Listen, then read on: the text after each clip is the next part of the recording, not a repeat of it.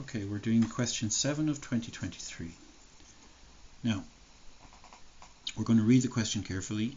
We have the points A, B, C, and D are the 4 points in the coordinate plane. The points A and B are already shown on the coordinate diagram. True. And we're asked to plot and label the points C and D. So let's do that first onto the diagram. So we'll use our pencil for this. We start off with point C, start on the origin, move 8 to the right, and up 4. Okay, and we have located point C.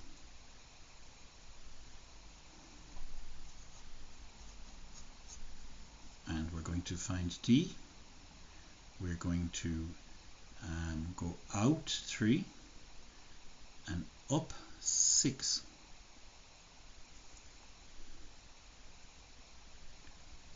And that's D. We're going to fill in the values of A and B. We're going out 1, up 1. So that's its x coordinate and its y coordinate. And for B, where its x coordinate is 6 because it's out 6. And its y coordinate is -1 because it's down 1. Okay. Now Paulina wants to prove that ABCD is actually a square. Now, I don't know about you, but I certainly want to see the outline if I'm to make a judgment on that.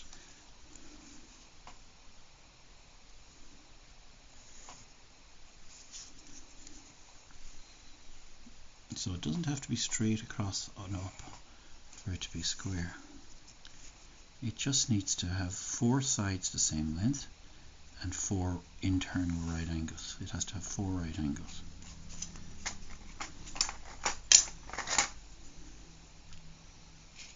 It certainly looks like it has 4 right angles.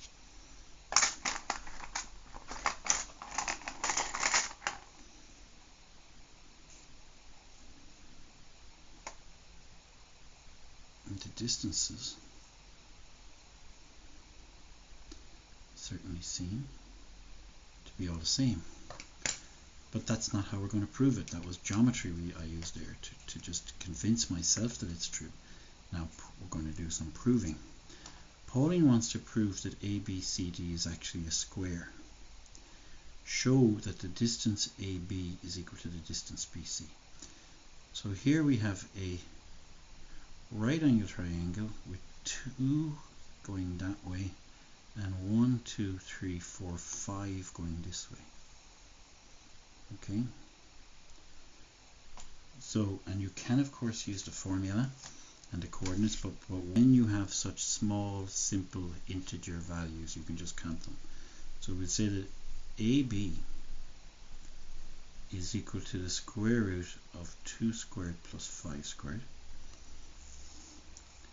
And the next distance is from B to C. So we're going to count out here 1, 2. And we're going to count down along here 1, 2, 3, 4, 5.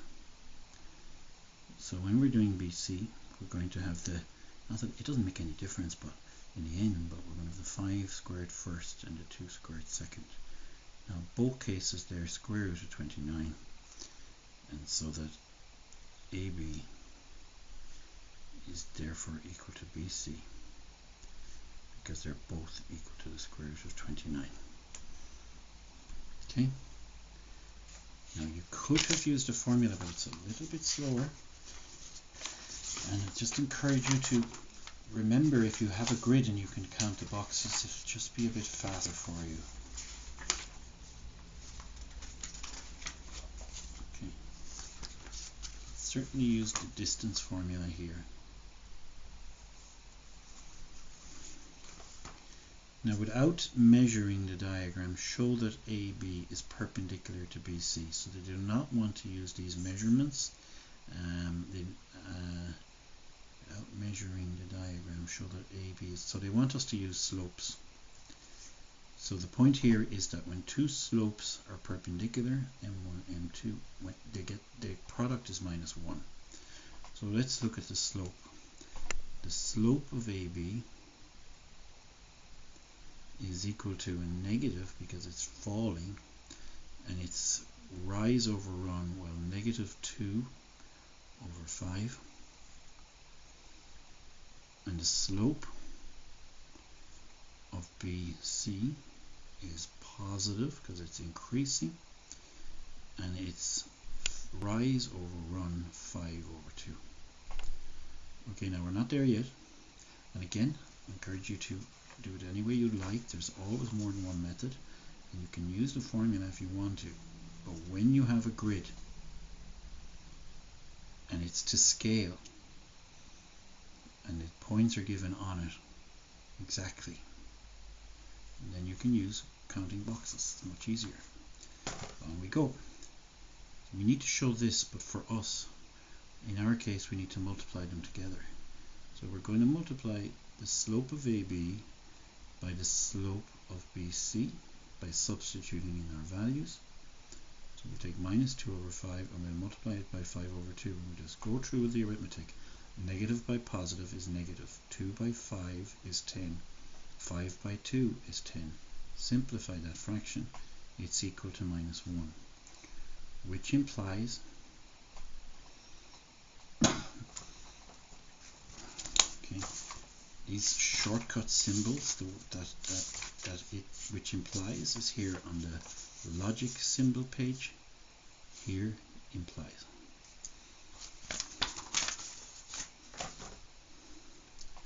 Slope AB is perpendicular to slope BC.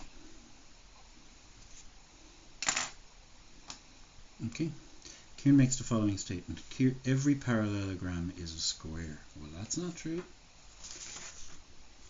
But knowing something is not true is one thing, justifying it is another.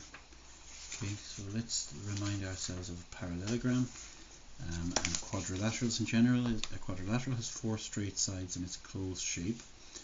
2D shape. A parallelogram has 2 pairs of opposite sides, and it has certain things its opposite angles are equal. But we need to be very specific about how we justify this with logic. So is Kieran's statement true or false? It's false. And what is our justification?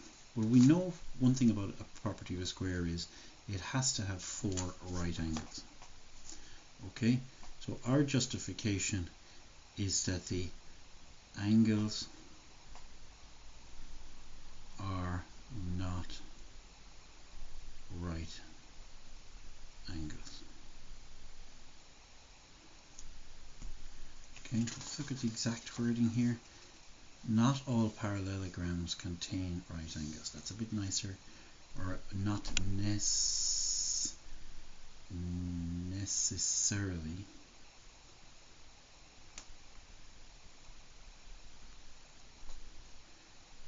angles are not necessarily right angles in a parallelogram.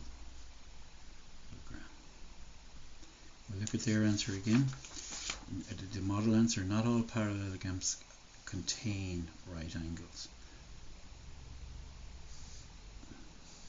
And they'll accept a rectangle is not a square, but that's not getting to the point.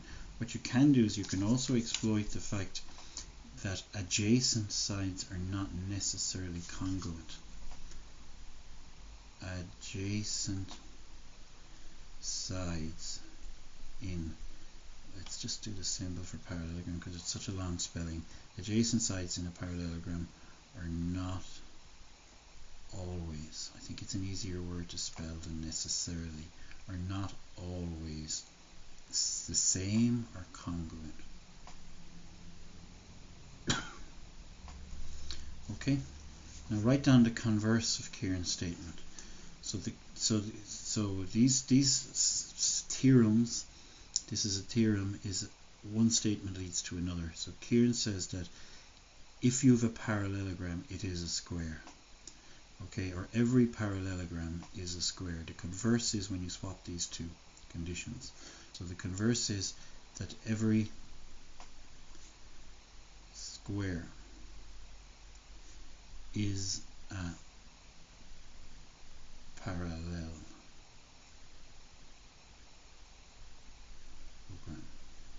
Now that's all they asked for, but you should be judging is it true or false.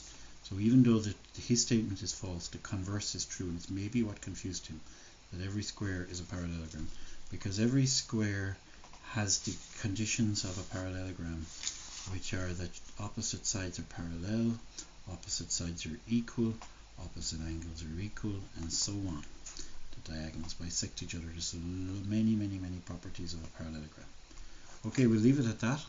As always, I would just check if there's anything you want to see here about the marking scheme. I shared it with you anyway. And let's just check how we got on here with these ones. They're all correct. They're getting the square root of 29 equals the square root of 29. They went with the formula. Count boxes much quicker. Our slopes are good. They got the product. Let's see how they worded it. The most important, they got minus 2 over 5 and 5 over 2 like we did. We named our slopes correctly, and we multiplied them together. We got minus 1. Therefore, there's another. See that 3 dots? That's therefore. That's in your logic page as well. I'm not sure you've ever looked through it, but it's a very good page to get to know. And there's your 3 dots here. Therefore. Okay, as always, see you in the next one.